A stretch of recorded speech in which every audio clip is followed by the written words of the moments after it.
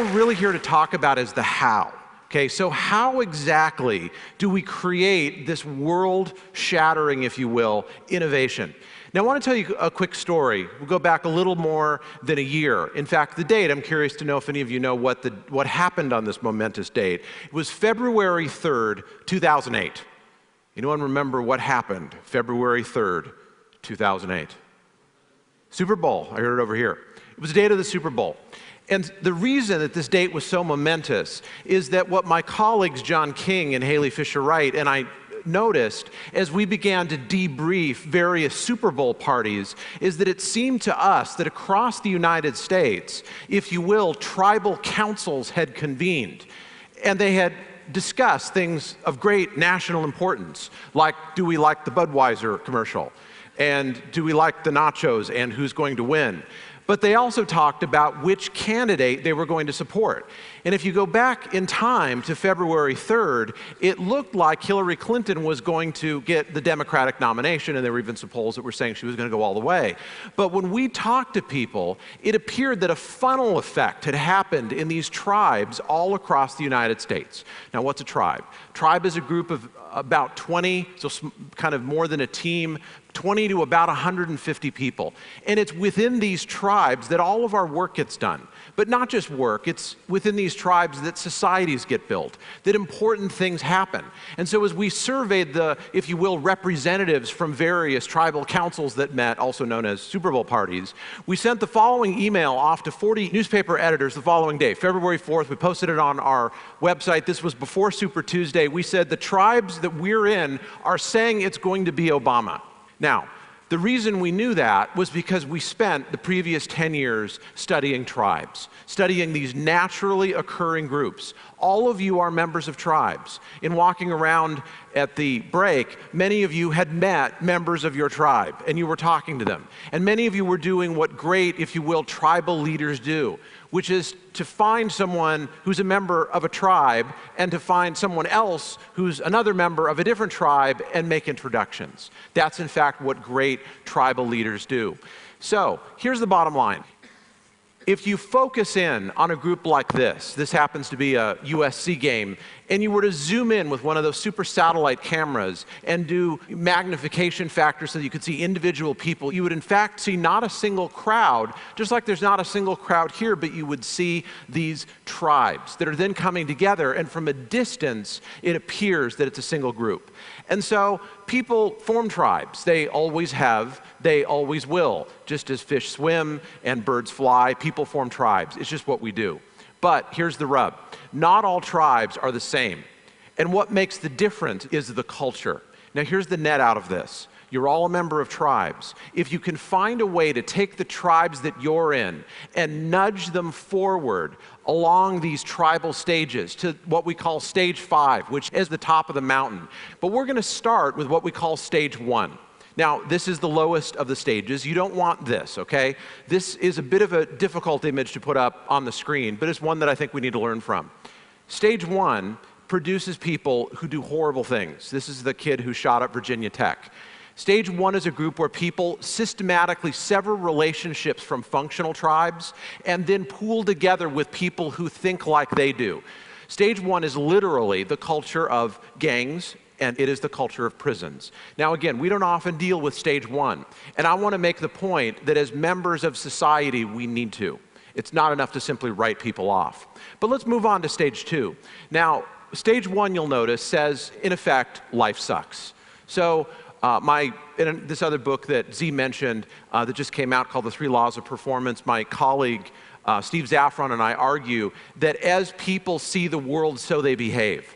Well, if people see the world in such a way that life sucks, then their behavior will follow automatically from that. It'll be despairing hostility. They'll do whatever it takes to survive, even if that means undermining other people. Now, my birthday is coming up shortly, and my driver's license expires. And the reason that that's relevant is very soon, I will be walking into what we call a stage 2 tribe, which looks like this. Now, am I saying that in every department of motor vehicles across the land you find a stage 2 culture? No. But in the one near me, where I have to go in just a few days, what I will say when I'm standing in line is, how can people be so dumb and yet live? Okay. Now, am I saying that there are dumb people working here? Actually, no, I'm not. But I'm saying the culture makes people dumb. Okay? So in a stage 2 culture, and we find these in all sorts of different places. You find them, in fact, in the best organizations in the world. You find them in all places in society. I've come across them at, the organizations that everybody raves about as being best in class. But here's the point. If you believe and you say to people in your tribe, in effect, my life sucks. I mean, if I got to go to TEDx USC, my life wouldn't suck, but I don't, so it does. If that's how you talked, imagine what kind of work would get done, what kind of innovation would get done, the amount of world-changing behavior that would happen. In fact, it would be basically nil. Now, when we go on to stage 3, this is the one that hits closest to home for many of us, because it's in stage 3 that many of us move and we park and we stay. Stage 3 says, I'm great. And you're not. I'm great, and you're not. Now imagine having a whole room of people saying, in effect, I'm great and you're not, or I'm going to find some way to compete with you and come out on top as a result of that.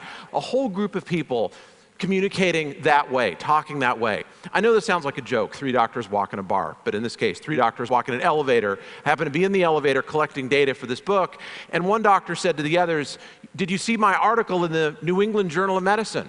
And the other said, no, that's great, congratulations. Next one got kind of a wry smile on his face and said, well, you were, doing your research. Notice the condescending tone. Well, you were off doing your research. I was off doing more surgeries than anyone else in the Department of Surgery at this institution. And the third one got the same wry smile and said, well, you were off doing your research, and you were off, doing your monkey meatball surgery that eventually will train, monkeys to do, or cells or robots, or maybe even not even need to do it all. I was off running the future of the residency program, which is really the future of medicine. And they all kind of laughed, and they patted him on the back, and the elevator door opened, and they all walked out. That is a meeting of a stage 3 tribe. Now, we find these in places where really smart, successful people show up. Like, I don't know, TEDx at USC. Here's the greatest challenge we face in innovation. It is moving from stage 3 to stage 4. Let's take a look at a quick video snippet. This is from a company called Zappos, located outside Las Vegas. And my question on the other side is just going to be, what do you think they value? Zappos it was not headquarters. Christmas time. There was a Christmas tree. There's actually a Dance Revolution. This is their lobby. Terminal right in the lobby. Employees volunteer time in the advice booth. Notice it looks like something out of a Peanuts cartoon. Okay, we're going through the hallway here at Zappos. This is a call center. Notice how it's decorated. Notice people are applauding for us. They don't know who we are, and they don't care, and if they did, they probably wouldn't applaud. But you'll notice the level of excitement. Notice, again, how they decorate their office. Now, what's important to people at Zappos, these may not be the things that are important to you, but they value things like fun, and they value creativity. One of their stated values is be a little bit weird. And you'll notice they are a little bit weird, okay? So when individuals come together and find something that unites them that's greater than their individual competence, then something very important happens. The group gels, and it changes from a group of highly motivated but fairly individually centric people into something larger, into a tribe that becomes aware of its own existence. Stage 4 tribes can do remarkable things, but you'll notice we're not at the top of the mountain yet. There is, in fact, another stage. Now, some of you may not recognize the scene that's up here, and if you take a look at the headline of stage 5, which is Life is Great, this may seem a little incongruous. This is a scene or a snippet from the Truth and Reconciliation process in South Africa, for which Desmond Tutu won the Nobel Prize. Now, think about that. South Africa, terrible atrocities had happened in the society, and people came together focused only on those 2 values, truth and reconciliation. There was no roadmap. No one had ever done anything like this before. And in this atmosphere where the only guidance was people's values and their noble cause, what this group accomplished was historic. And people at the time feared that South Africa would end up going the way that Rwanda has gone, descending into one skirmish after another and a civil war that seems to have no end. In fact, South Africa has not gone down that road, largely because people like Desmond Tutu set up a stage 5 process to involve the thousands and perhaps millions of tribes in the country to bring everyone together. So people hear this and they conclude the following, as did we in doing the study. Okay, got it.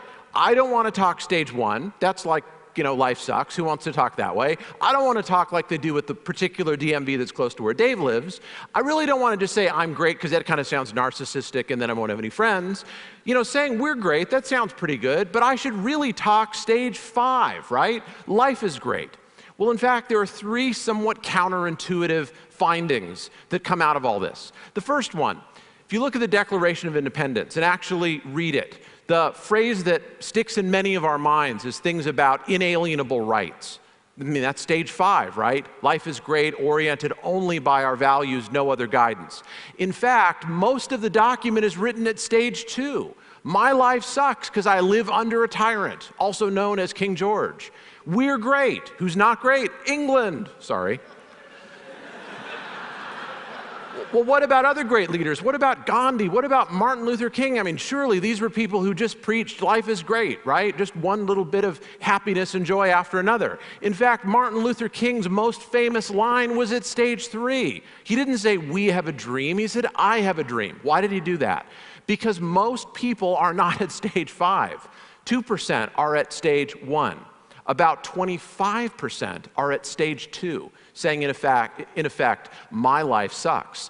48% of working tribes say, these are employed tribes, say, I'm great, and you're not, and we have to duke it out every day, so we resort to politics. Only about 22% of tribes are at stage 4, oriented by our values, saying we're great, and our values are beginning to unite us. Only 2% of tribes get to stage 5, and those are the ones that change the world. So the first little finding from this is that leaders need to be able to talk all the levels so that you can touch every person in society.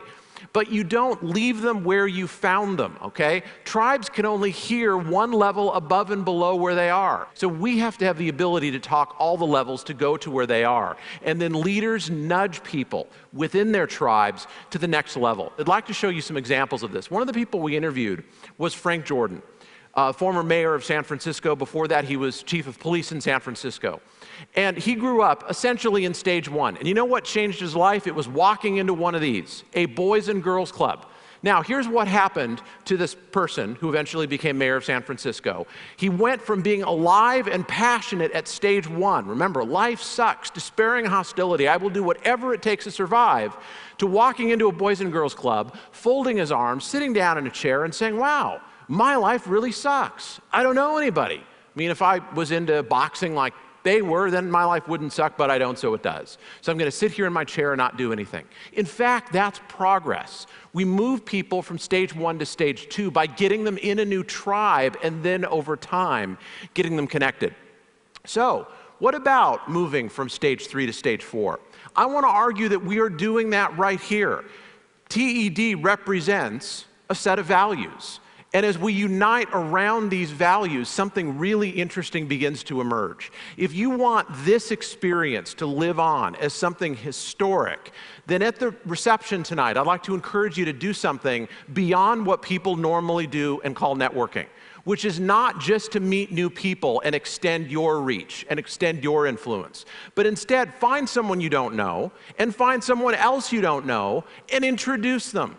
That's called a triadic relationship. See, people who build world-changing tribes do that. They extend the reach of their tribes by connecting them, not just to myself so that my following is greater, but I connect people who don't know each other to something greater than themselves. And ultimately, that's to their values. But we're not done yet, because then how do we go from stage 4, which is great, to stage 5?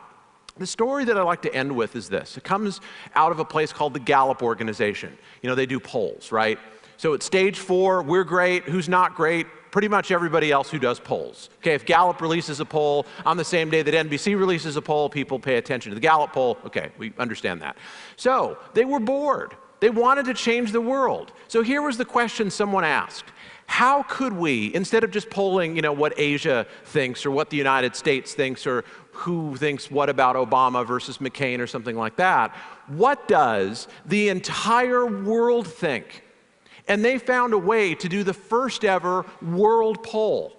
They had people involved who were Nobel laureates in economics, who reported being bored. And suddenly they pulled out sheets of paper and were trying to figure out, how do we survey the population of sub-Saharan Africa? How do we survey populations that don't have access to technology and speak languages we don't speak, and we don't know anyone who speaks those languages? Because in order to achieve on this great mission, we have to be able to do it. Incidentally, they did pull it off, and they released the first ever world poll. So I'd like to leave you with these thoughts. First of all, we all form tribes, all of us. You're in tribes here. Hopefully you're extending the reach of the tribes that you have. But the question on the table is this: what kind of an impact are the tribes that you are in making? You're hearing one presentation after another, often representing a group of people, a tribe, about how they have changed the world. If you do what we've talked about, you listen for how people actually communicate in the tribes that you're in, and you don't leave them where they are, you nudge them forward. You remember to talk all 5 culture stages because we got people in all 5 around us. Then the question I'd like to leave you with is this: will your tribes change the world? Thank you very much.